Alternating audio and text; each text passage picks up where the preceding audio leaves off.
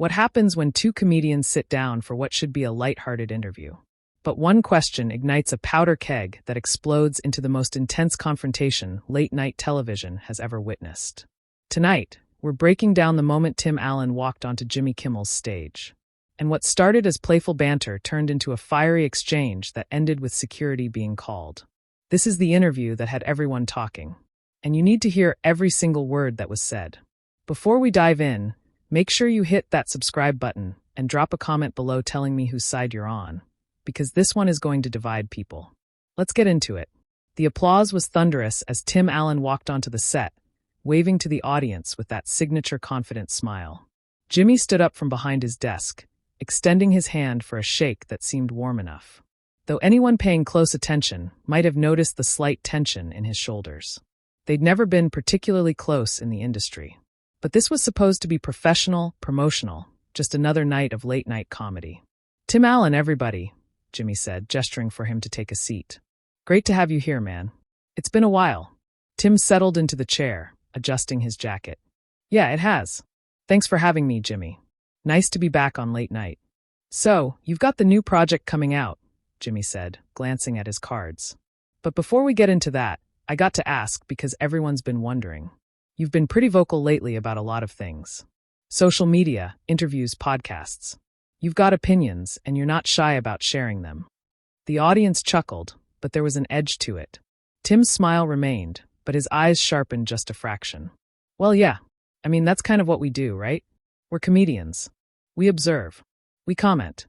You do it every night. Sure. Jimmy nodded, leaning back in his chair. But there's commenting, and then there's, some of the stuff you've said that's gotten people pretty fired up. I mean, you had to know some of it would be controversial. Tim's jaw tightened slightly. Controversial to who exactly? Because I think what's happened is we've created this environment where, if you don't say exactly what a certain group of people wants to hear, you're suddenly controversial. I'm just being honest. Okay, but honest about what, though? Jimmy pressed. And now the lightness in his voice was fading. Because some of the things you've said, Tim, they've upset a lot of people. Good people. People who watch this show. People who used to watch your shows. The audience went quiet. Tim leaned forward slightly, his expression hardening. Jimmy, are you interviewing me or are you lecturing me?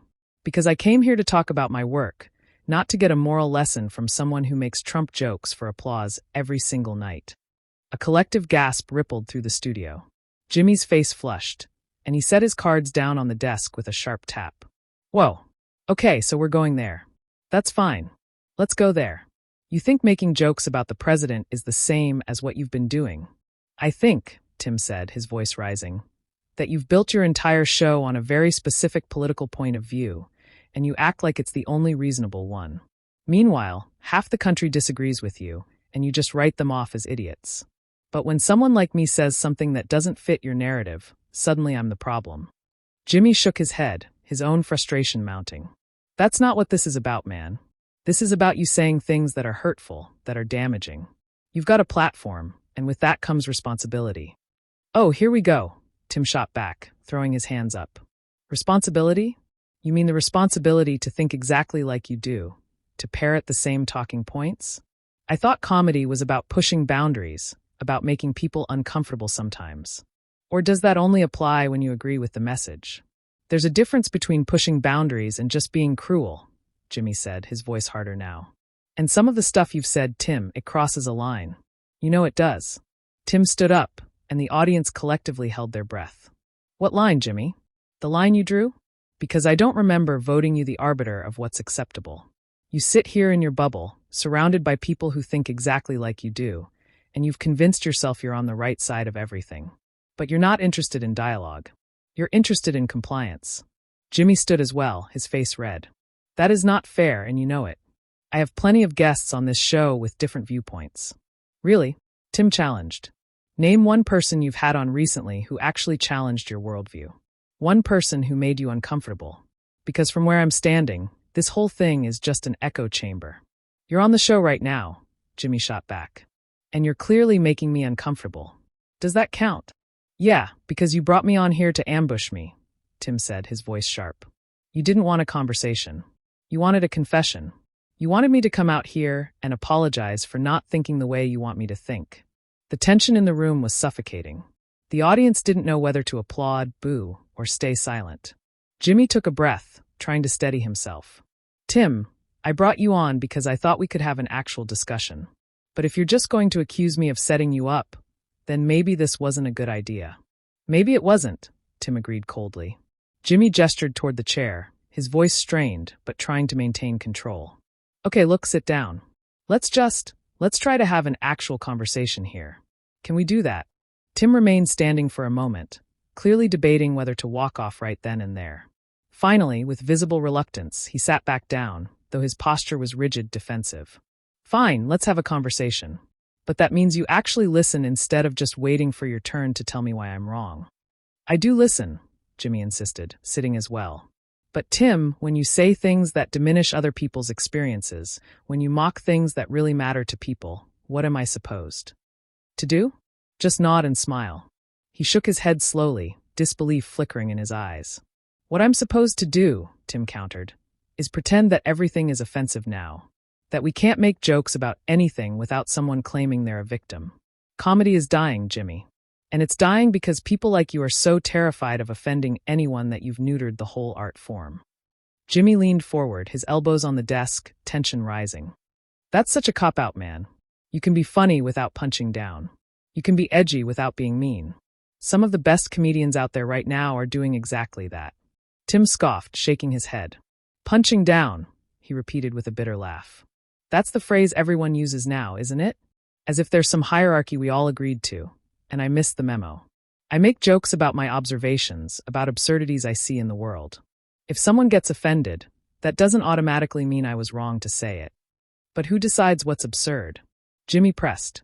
Because to you, maybe it's absurd that people want to be called by certain pronouns, or that they care about representation, or that they're fighting for rights you've had your whole life. But to them, it's their existence. It's not absurd. It's their reality. Tim's eyes flashed, jaw tightening. Now hold on. You're putting words in my mouth. I never said people don't have the right to live however they want.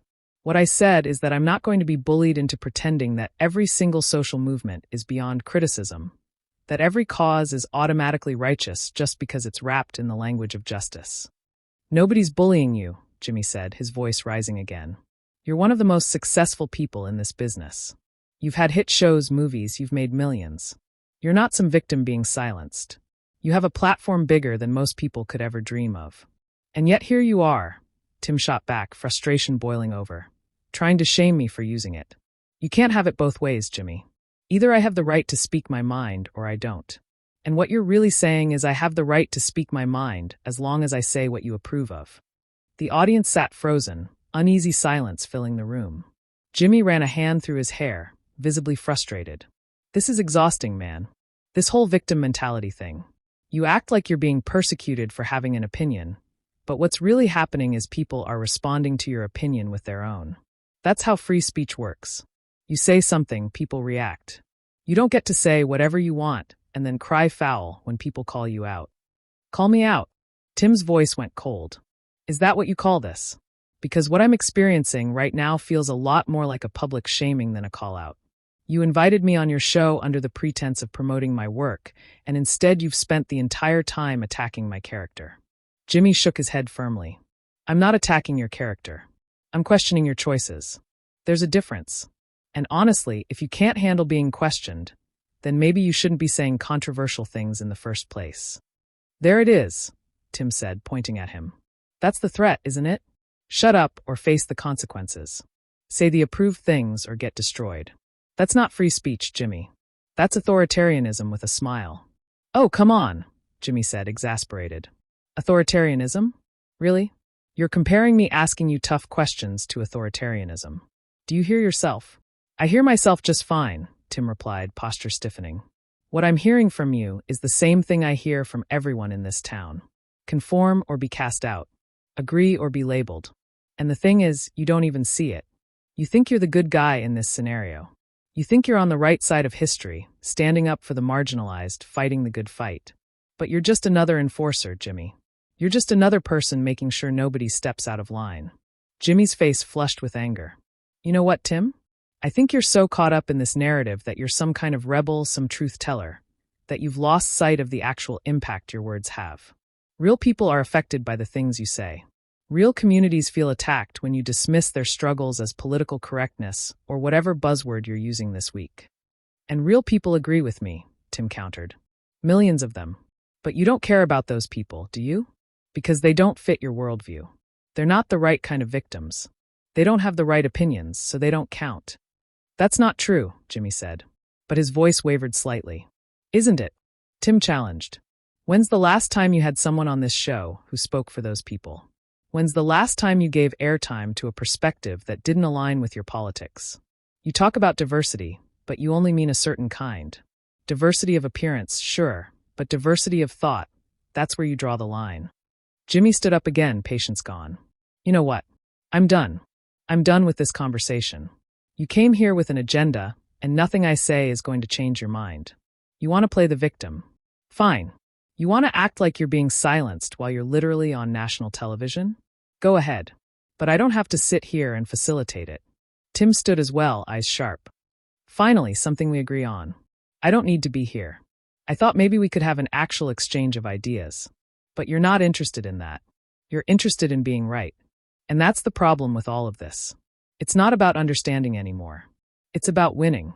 Get off my stage, Jimmy said, his voice low and shaking with fury. Tim stared at Jimmy, the air electric with tension.